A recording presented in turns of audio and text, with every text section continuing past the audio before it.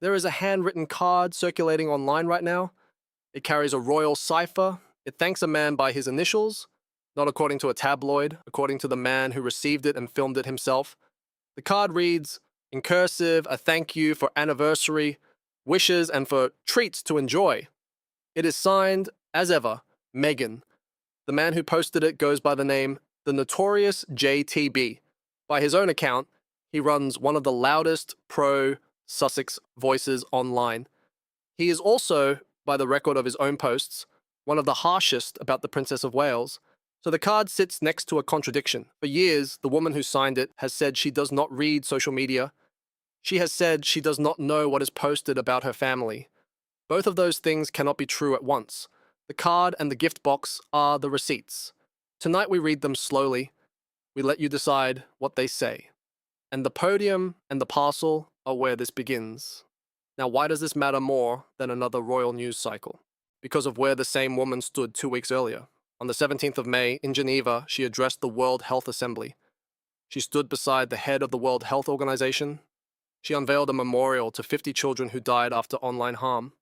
She called the problem a public health issue. She asked the adults in the room to be intentional. Her words were direct. Be an example in every like, comment, post, and share. She said, hold your community to the same standard. That was a real venue. The ministers in that room can shape platform rules where it counts. The cause is real, and the research behind it is real. None of that is in dispute. Then, weeks later, a thank you card with a royal cipher lands at the home of an online attacker. So the stakes are simple. This is not about one box of honey and candles. What we know publicly is that both things happened.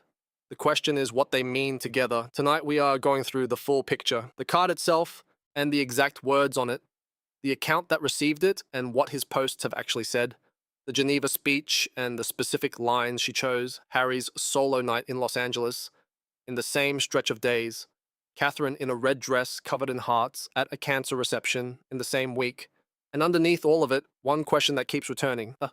Does what a public figure says in a prepared speech match what they do when the cameras turn away? Let's start with the card, because the words on it matter more than the box. The man who posted it calls himself the Notorious JTB. He has also gone by the name John Tyrone. By the reporting around the story, he is based in New York. He has more than 190,000 followers on one platform. He has more than 150,000 on another. So he is not a small account in a quiet corner. He is a large and visible one. His feed, by the record of his own posts, is built around the royal family. Much of it mocks the Princess of Wales. Critics who follow these spaces say it crosses from commentary into something harsher. That is the account. Now, the other side of the picture. Over the past 2 years, the woman who signed the card has built a public cause around online harm. Last spring, she spoke in New York about children lost to social media. She and Harry unveiled a memorial there. Reportedly, that work carried into this year. In May, she brought it to Geneva and the World Health Assembly. So this is not a one-off remark. It is a sustained, named, public position. By every available signal, online safety is now central to how she presents herself. For years, the same person has also said something specific. She does not read social media. She does not know what is said online about her family. That claim is the hinge of this whole story, because the card and the gift require the opposite. Here's the part the coverage mostly skipped. The card was not a generic note. It was a reply. By the man's own account, he had posted a tribute weeks earlier. The 19th of May was Harry and Meghan's 8th wedding anniversary. He marked it online, praising the couple, calling their chemistry undeniable. The card thanks him for exactly that. It thanks him for the anniversary wishes and for treats sent the other way. So the chain is specific. He praised them in public. Someone read it. Someone matched the praise to a name. Someone found a way to send a box and a card in return. None of that happens by accident. It happens because the account was on someone's radar. That is the first thing the card proves. It does not prove a grand plot. It proves attention. And there is a small detail that says more than its size. The card carries a royal cipher in the corner. That is not a doodle. It is a personal monogram, the kind that marks official correspondence. Whoever sent the box reached for the most formal stationery available. So this was not a quick scribble on a napkin. It was the good paper, the personal mark, the careful hand. The more deliberate the card looks, the harder the I do not read it line becomes to hold. A woman who says she never reads it knew exactly whom to thank. Now, let's talk about who got the thank you. Because the same feed that praised the anniversary is not a gentle feed. By the record of his own posts, much of it targets the Princess of Wales. He mocks her. Reportedly, the jokes run to schoolyard stuff, the kind that picks at a person's looks and life. This is a woman who told the public she had cancer. This is a woman who went through treatment in front of the world. This is a woman who walked back into public life while still recovering, and the account praising the anniversary is also, on other days, the account at her expense. So the thank you did not land in neutral territory. She found the account, she wrote the note, she signed it by hand. If Regina Wood is giving you the full picture that other channels skip, the like button helps more than you would think. It costs nothing, and it puts this kind of slow reading in front of more people. Now let's bring this back to Geneva, because the speech is where the words live. She did not speak in vague terms there. She used a sharp comparison. We did not tell parents to build their own seatbelts, she said. We did not ask children to test unsafe medicine. We did not shrug at poisoned water and call it progress. We acted, and the world must act again. Then she asked the room for something personal. Be an example in your own use, she said. Be intentional in every like, comment, post, and share.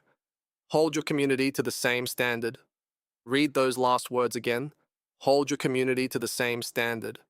2 weeks later, a member of her community spent his days mocking the Princess of Wales. The standard he was held to was a box of honey and a handwritten card. Handwritten. There is one more line from Geneva worth holding. Behind her stood a memorial of 50 lock screens. 50 children, she said. Not statistics, not data points. Children. It was a serious image, and an honest one. The harm online is real, and families have buried people over it. That is precisely why the card stings. The person who lit those 50 screens later thanked a man whose feed trades in cruelty. You do not have to assume bad faith to feel the gap. You only have to read both things in order. One spoke to ministers, one arrived in a box, both came from the same person. The podium and the parcel sat 2 weeks apart, and they have not agreed since. What observers keep noting is that this is not the first time the question has come up. Critics argue it fits a wider habit, that the Sussex Circle has long tolerated aggressive accounts fighting on their behalf. That is the claim you will hear. Here's where this channel is careful. The older phone calls, the past proximity, those are things critics assert, not things sitting in a public filing. We are not going to dress up an accusation as a document. What is documented fully, and by the recipient's own hand, is this. One large account, one gift box, one signed card. That is the receipt we can hold up. The rest is interpretation, and you are allowed to weigh it yourself. But the single card strains the central claim on its own, because you cannot send a personal note to an account you have never seen. Now let's talk about the same stretch of days, because the card did not arrive in an empty week. On the 27th of May, Harry stepped out in Los Angeles. He went to a book launch for the chef Jose Andres. The book is called Spain My Way. The party was at the chef's own restaurant, high up in a downtown hotel. Harry went alone. Meghan was not there. Now, the detail that caught eyes. Jose Andres is closer to Meghan's world than to Harry's. He appeared on her Netflix cooking show. His charity was the first partner of theirs. If anyone in that house was the natural guest for his cookbook, the arrow points at her. She stayed home. He went, by itself, that means nothing. Couples keep separate calendars, but it sits inside a longer shape. The appearances that are planned and photographed, the courtside seats, the concert, those happen together. The casual nights, the ordinary dinners two people share, barely appear at all. Montecito is full of good restaurants. The record of the two of them out together, unplanned, is close to empty. That is not proof of anything. It is a pattern worth noticing. And then there is Catherine. In the same week the card was circulating, she stepped out too. On the 2nd of June, she joined a reception for Cancer Research UK. It marked the charity's 125th year at St. James's Palace. King Charles was there. Queen Camilla was there. Both the King and Catherine have walked their own cancer roads in the last 2 years. She wore a red dress covered in small white hearts. The choice was read, fairly, as love worn in public. There was no statement sent ahead. There was no account thanked. There was a quiet meeting with the widower of a woman who died of bowel cancer, an advocate the country had come to love. One woman spent the week at a cancer reception. Another sent a card to an account that mocks her. Nobody had to arrange that comparison. The same 7 days held both. Subscribe to Regina Wood so you do not miss what we read next, and drop a comment. Was the card a personal choice or a fan note an assistant sent without checking the feed? There are honest answers on both sides. Now let's zoom out because the people closest to this story keep landing in the same place.